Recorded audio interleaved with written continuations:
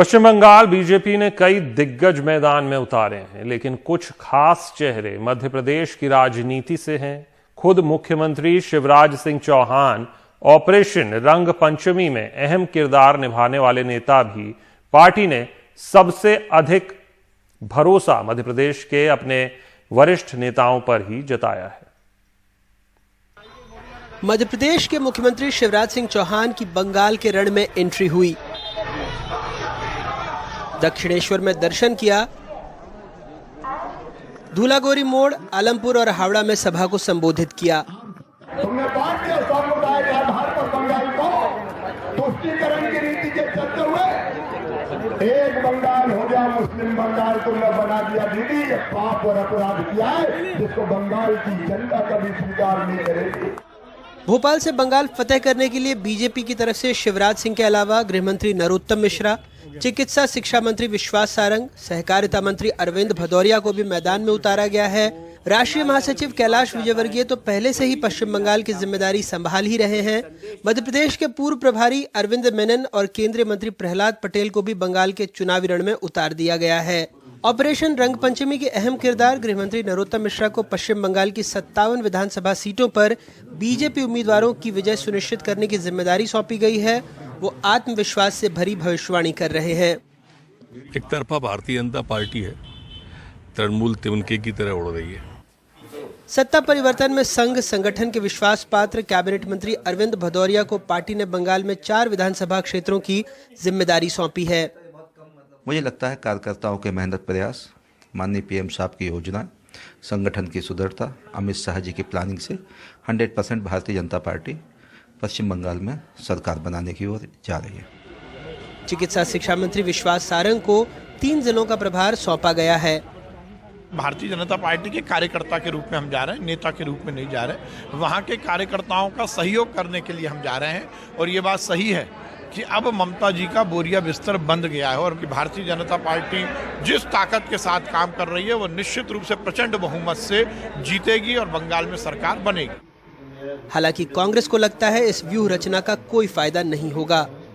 BJP ने गलत दांव लगा दिया इन लोगों को बंगाल भेज के। बंगाल ये कोई बहुत बड़ा जादूगर नहीं है, इनसे बड़ी जादूगरनी ममता बनर्जी है, जिसका जादू आज भी बंगाल में चल रहा है। और असली बंगाली कभी अपनी दीदी को नहीं छोड़ेगा। बीजेपी ने पश्चिम बंगाल में कुल 294 सीटों में से कम 200 सीटों पर जीत दर्ज करने का लक्ष्य रखा है।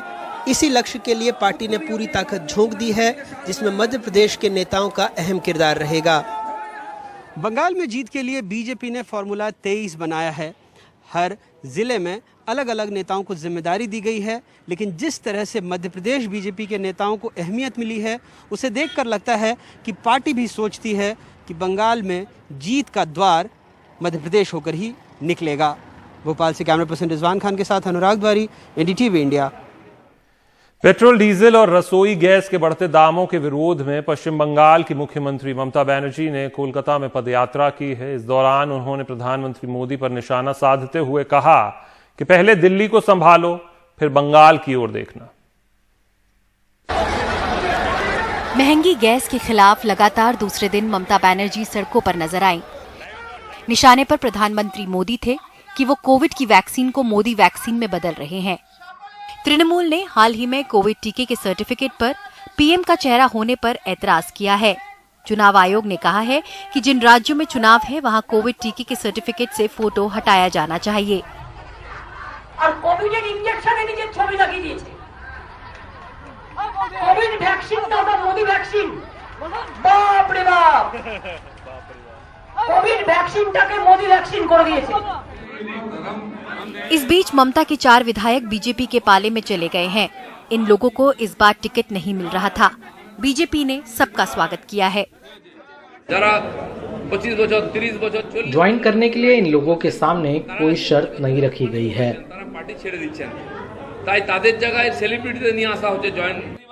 19 दिसंबर के बाद तृणमूल से पहली बार इतने सारे लोग बाहर निकले हैं। तृणमूल भले ही इनको रिजेक्टेड बता रही हो, लेकिन बीजेपी इनको अपने पाले में पाकर खुश दिख रही है। दिसंबर के महीने में 1 दर्जन के करीब तृणमूल एमएलए निकल गए थे और जा पहुंचे थे बीजेपी के पास। उसके बाद आज के दिन सबसे बड़ी संख्या में तृणमूल से लोग फिर से निकल गए हैं बीजेपी के तरफ। जीडी शंकर के साथ मोनिदीपा बनर्जी, एनडीटीवी इंडिया।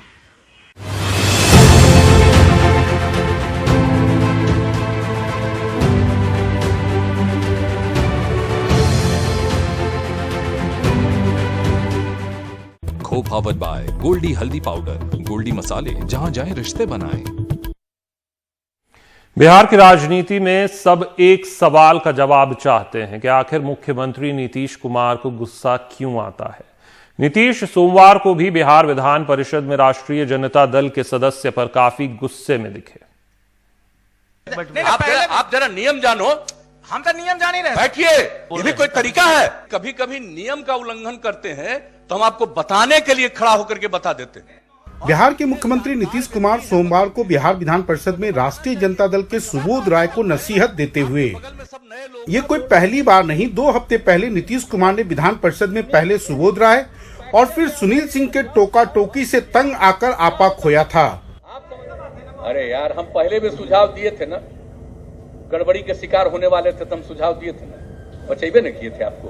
काहे सब बात बोलते हो? सब गड़बड़ करते थे, एकदम पूरा का पूरा गड़बड़, कोई कहीं नहीं देता, कुछ नहीं जानते।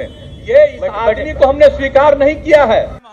हालांकि सुबोध राय का कहना है कि नीतीश कुमार इसलिए संयम खोते हैं क्योंकि वो सरकार को सच का आईना दिखाते हैं। सच करवा होता है, जब हम सच्चाई से अवगत कराते तो उनको करवा लगता है। तो सच्चाई में तो दम है ना। हम भी तो जवाब दिए, हम क्या चुप बैठ गए क्या? नीतीश कुमार अगर बार बार अपना आपा खो बैठते हैं तो उसका 2 ही कारण दिखता है। एक, वो अपने भाषण या किसी भी वक्तव्य के दौरान किसी भी प्रकार की टोका टोकी पसंद नहीं करते, और दूसरा वो राजनीतिक सच है जिसको पचा पाने में वो आज तक कामयाब नहीं हुए हैं कि आखिरकार प्रधानमंत्री नरेंद्र मोदी के साथ भी चुनाव लड़ने के बावजूद उनके विरोधी खासकर तेजस्वी यादव अपने दल राष्ट्रीय जनता दल को नंबर 1 की पार्टी बना पाने में कामयाब हुए, और उसकी तुलना में नीतीश कुमार की राजनीतिक हैसियत अब बिहार में नंबर 3 की पार्टी होकर रह गई है। पटना से कैमरामैन हबीब अली के साथ मनीष कुमार, एनडीटीवी इंडिया के लिए।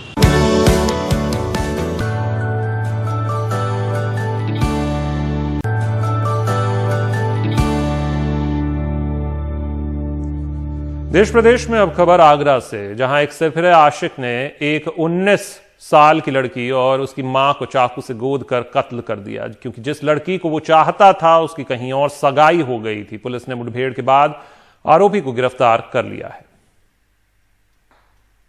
जिससे मोहब्बत करता था उसे इतनी बेरहमी से चाकुओं से गोद दिया कि देख के दिल दहल जाए।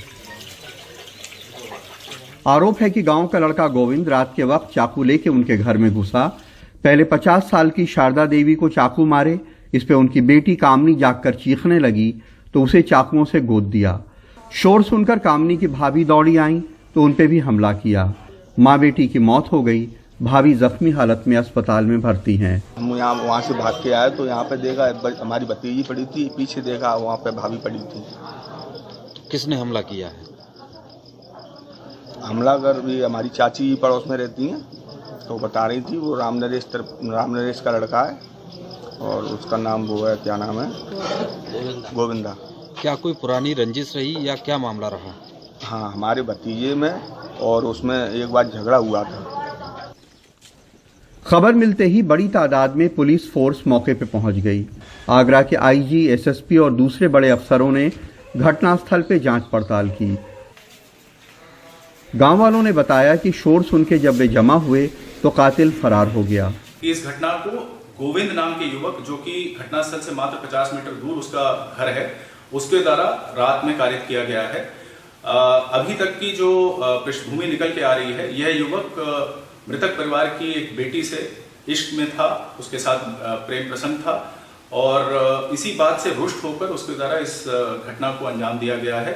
कामनी के पिता गुजर चुके हैं। उसके 2 भाई हैं।